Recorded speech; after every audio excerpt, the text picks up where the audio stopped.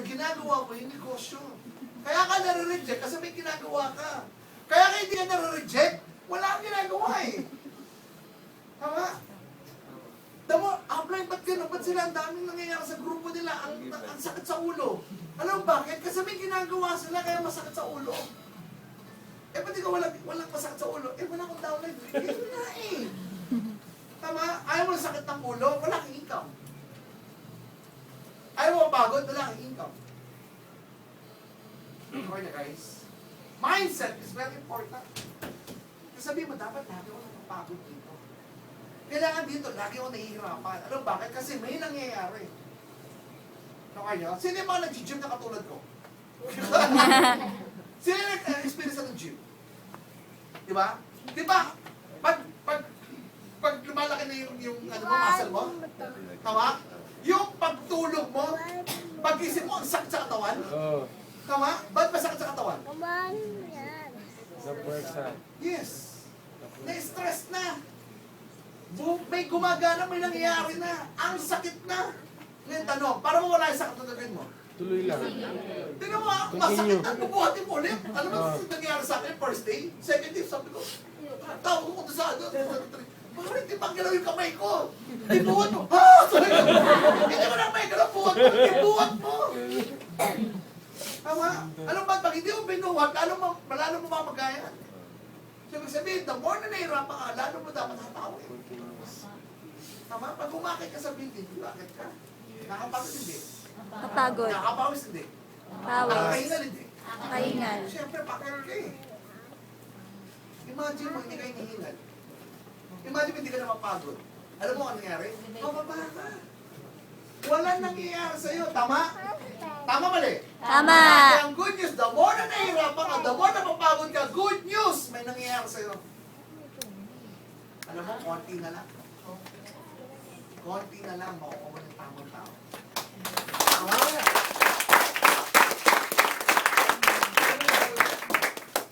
Baka yung tamang tao hinahanap mo. Baka yung katabi mo, yun yung magiging next diamond director mo yung sana. Oy! Tama? Ay, okay ka lang sa katabi mo. Baka ikaw. Yes. Sabi mo, ako. Ako! Ang magiging diamond director mo yung sana. Maging diamond director. Hindi na ako. 9-star dad. Di ba pag ako nangyari sa akin yun, uncle ko, taga First Balfour, Vice President, sabi sa akin to. Dumating sa bahay namin, alam ko, talagang pinagandaan ko talaga, pati yung purpose siya, pagkain kami, nakatabi ko, no? Sabi ko, Uncle, no? Kain kami. Oh, kumusta? Kumusta trabaho, Uncle? Okay naman. Medyo marami lang trabaho. O ikaw, kumusta? Okay naman. Tsempo ka talaga eh. Kain ulit. Uncle, alam mo na yung Gisana? Makain siya ganun. Gisana? Networking ba yan? Sabi ko, gusto yung tubig? Hindi ko na nagsabi ako malis na. Nangyari ba? Nangyari? Grabe. Ano yan? Ano na? Hindi mo sabi. Network. Grabe, nangyari sa akin sa akin. Pero alam mo, doing it and doing it and doing it and doing it and doing it. Hanggang masanay ka. Tira mo ha, sa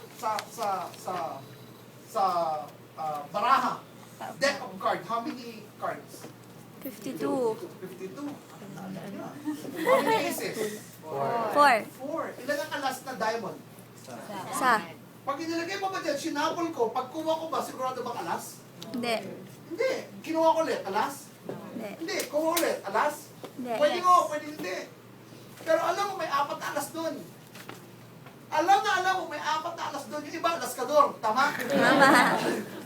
Kuha ka lang ng kuha lang. Bakit? Kasi minsan, yung iba pag bilhin nila point, nakuha ko, direct ko. Tama? Sumunod sino? Natsunyo. Direct ko. Tama? Tapos sumunod, down na lang. Edward Recalde. Direct ko na naman yun. Okay nyo? So, yung say, bunot ng bunot, may alas sa ilalim. Ang pinakamasakit, yung time na ayaw mo na bumunot, yung time na ayaw mo na mag-isa na, yung time na ayaw mo na mag-invite, hindi mo alam yung next sa bubunutin mo alas na. Yes.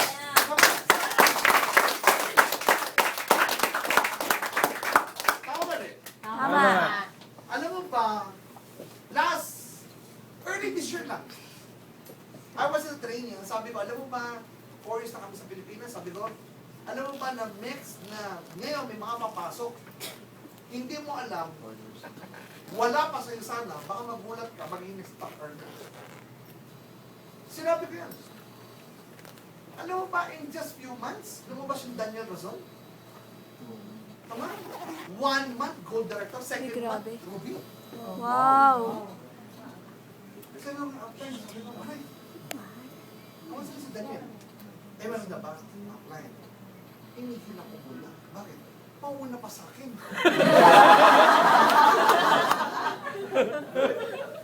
Sabi niya, okay lang pa, mauna muna ako bago ikaw. Oh, sure. Hinihilang pa. Tingnan mo ha, alam mo yung nakakuha rin si Siegfried? Yung ating Ruby director 4 years ago, na hindi na umangat. Hindi na umangat. Nung mag-Ruby, never na umangat. Miski sa top 100, wala siya. Pero he kept on doing and doing and doing and doing and doing and sana for 4 years. O ngayon, nasa top 20 na siya. Ama, imagine mo nag-give up siya. Di ba nakasama kaya, Ruby ka pero wala kang income? Saka kaya yun. Di ba nang wala kang posisyon, wala kang income, okay lang. Di ba? Tapos 4 years ka, wala kang income, nasa kaya yun. Imagine mo, nung yung 4th year niya, suddenly, bilay na ko yung Daniel Razon, direct niya pa. Lifetime commission, solid, buong UNTV. Paano man? Hindi mo pa sabi, talon, grabe, ito na yung mindset. Tama? Guys, you never know. Sino magiging next down the line? Ako yun. You never know. The time na you almost stop, sometimes, doon lumalabas. Yung nanap. Yung mga panahon na hirap ka na, tanda mo to. Listen, pag hirap na hirap ka na, huwag na huwag ka nag-give up. Ha? Maging masaya ka. Bakit? Tama? Kung may ginagawa ka, ha? Bakit hirap ka pero walang ginagawa? Nahirapan ako, bakit? Walang ginagawa. Mas mahirap yun. Tama? You have to give your very best. You have to give everything. Kailan mo ibibigay? Sa 2014? Okay na. Kailan? Now na. Oo naman. Magbe-permans na. Ba't niyo pa inahataw? Tama? Hataw ka sa 2014? Pwede. Okay lang naman sa 2014 na sa 2015 ka humataw. Walang problema ron. Yung sana ka pa rin naman. Kaya tingnan mo, habang hindi ka umahataw, may mga tao umahataw. Habang hindi ka nag-invite, may mga tao nag-invite. Habang natutulog ka, nagpapahinga ka, may tao mga nagkikinakausap ka. Pero subukan, habang ikaw pagod na pagod, may mga tao natutulog. Habang umahataw ka, merong hindi umahataw. Yung mga taong hindi umahataw, guys, believe me, yung prospect nila, nakukuha mo kasi ikaw yung umahataw. Tama? Tignan mo ha, bakit ang 7-Eleven 24/7? May isip mo na ba yun? 7-Eleven 24/7. Mahataw sila. Diba? Tama? Alam mo, because of 7-Eleven, nagkaroon ng 24/7 na McDonald's at Jollibee. Because of 24/7, nagkaroon ng mini-stop na 24/7. At 7-Eleven, ito na mini-stop. Why, guys? Because nalaman nila na pagbukas ng 7-Eleven, may bibili sa gabi. Tama? Habang tulog lahat, habang sarado lahat ng tindahan, ang nasisip ng tao, bili tayo ng pangkain natin saan? 7-Eleven. Kasi bukas siya. Tama mo? Ibig sabihin, habang nagpapahinga yung mga kasamahan mo, ikaw umahataw, believe me. Darating yung time, habang nagpapahinga ka, yung ibang downline mo, o yung ibang customer mo umahataw, bakit? Kasi kahit nagpapahinga ka na, ang income, bububukas.